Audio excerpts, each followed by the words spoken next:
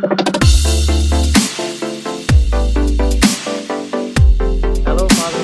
Father Ovito here. Greetings from the land of Jesus. I'm here to explore more about Jerusalem. So please join me, and I have more videos to come. Mabuhay. God bless you, and muchas gracias. Dios les bendiga a todos.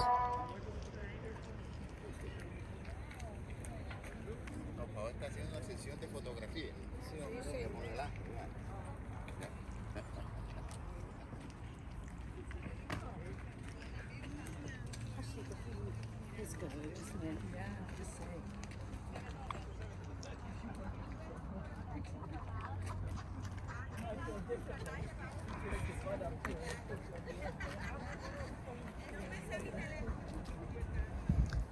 This is the view of Nazareth, and this is a Precipice mountain where Jesus preached with his disciples. Precipice or Mount Precipice. But the original name of this mountain is not Mount Precipice, it's Mount Kedumim. Mount Kedumim, this is a Hebrew word meaning the ancient, the prehistoric mountain, because just over here, while digging in the area, to see the footsteps of Jesus Christ, they found bones and skeletons of the early humans dating back to 800,000 years before Jesus Christ. All right. So this is what 80,000 it says there. 80 to 100. I said 800. Oh, I'm so sorry. No, 100. I'm so sorry. 100,000. All right, and we know that this area was active with the early humans because, like, just in the valley behind you, we found a lot of caves and a lot of skeletons. But in any case, this is not our case here. We are here because in the book of Luke, chapter 4, it tells us that Jesus was taken to a high mountain apart to throw him. Okay, so I'm gonna start reading with the Bible, with the verse from the Bible, and then we can understand what we're looking at. All right. So I'm reading from the book of Luke 4, chapter 4, verse 14. Jesus rejected at Nazareth. Jesus returned to Galilee in the power of the Spirit, and news about him spread through the whole countryside. He was teaching in their synagogues, and everyone praised him. He was teaching in the city just behind you. This is Nazareth, what you're looking at. I don't know if you can identify the Church of the Annunciation. It's like the gray big dome in the center of the city. Right? You can see it. This is where is our hotel. So he went, and just behind that church, there's a place called the Synagogue Church. It is believed where Jesus was praying, where he was on Saturday. He was preaching to the people. So he went to Nazareth, where he had been brought up, and on the Sabbath day he went into the synagogue, right, as was his custom. He stood up to read, and the scroll of the prophet Isaiah was handed to him.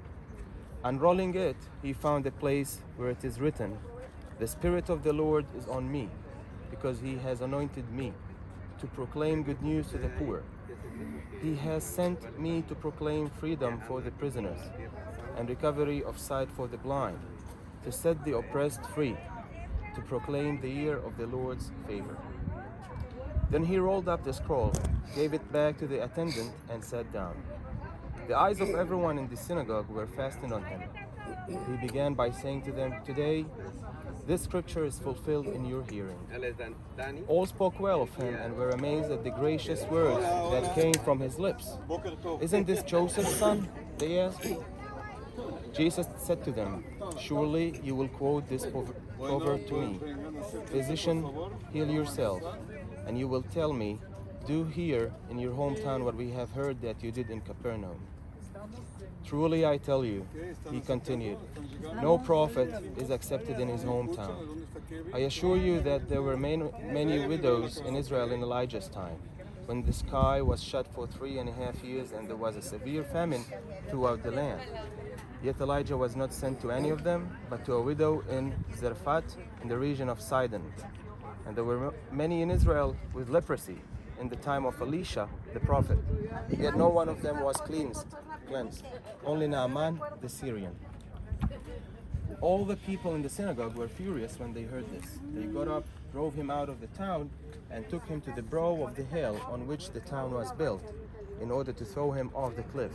But he walked right through the crowd and went on his way. So, guys, this is where, according to the early Christians, it was identified by tradition that this is the highest cliff in the area. I mean, look around you. You can see a very wide lookout over Nazareth, Yafia. Oh, you good? All right. Yafia to here, and what's on the very far horizon behind Nazareth is the city of Cana of Galilee, the village of Cana of Galilee, where Jesus performed the miracle of the turning water into wine. All right. And just behind you, this is the Jezreel Valley. All right. Look at the beautiful views here. This is the most fertile land, 307 square kilometers, full of cultivation. But to your left, let us say 11 o'clock direction, you can see a very big mountain. That is Mount Tabor. This is the Mount of Transfiguration. Yes, where we've been yesterday.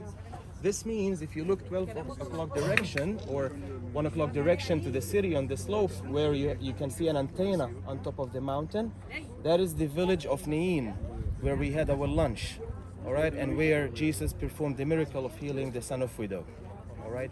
So as I said, this place became important for us, for Christians, and you can see everyone is visiting that, although there's nothing much that was found here, all right, regarding that story. But since this is the highest cliff, so it became known as the place where, according to the Luke chapter 4, it happened. All right?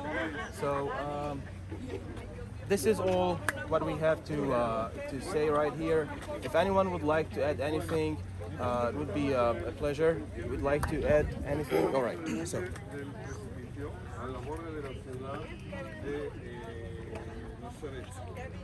Can we stay here? On the bus, Troy was singing an evening hymn, and we might try to sing that in a moment.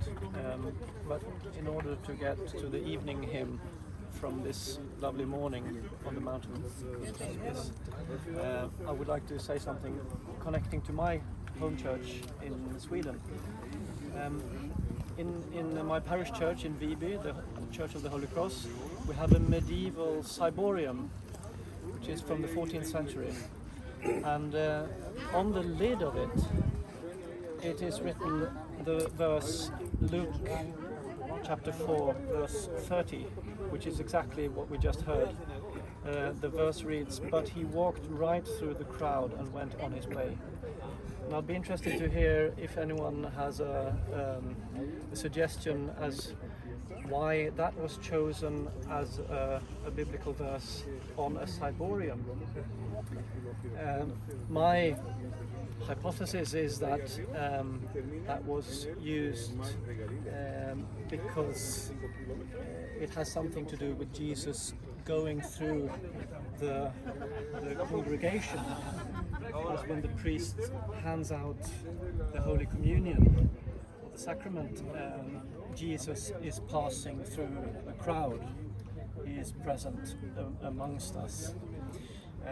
So that's an interesting connection for me personally, and why I especially wanted to see this place and tell my congregation at home about it. But it also leads over to an interpretation of this happening. So to speak, Jesus, don't leave us, please stay, abide with us, or abide with me, which leads us over to the hymn, which Frank should say something about before we try to sing it. Okay, and just to say to you that the composer of this hymn was the Church of Ireland rector in my native parish for a number of years before moving on to England, Henry Francis Lythe. So I've always regarded this as something of a Taman hymn. That's my native village. So you've all got it on WhatsApp? Yep. Abide with me.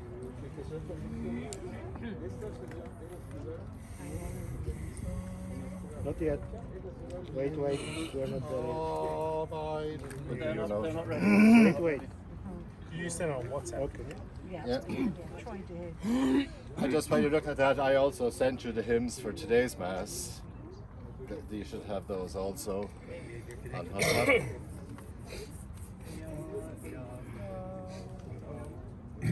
Ready, ready? Ready. Abide. 3, 4. Abide with me. Fast falls the eventide.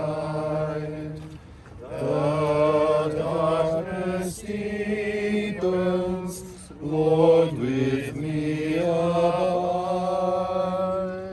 When other helpers fail and comforts flee, help of the helpless, oh, abide with me.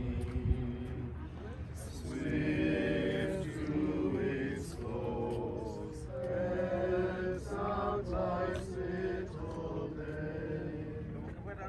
Earth's joys grow dim, its glories pass away. Change and decay,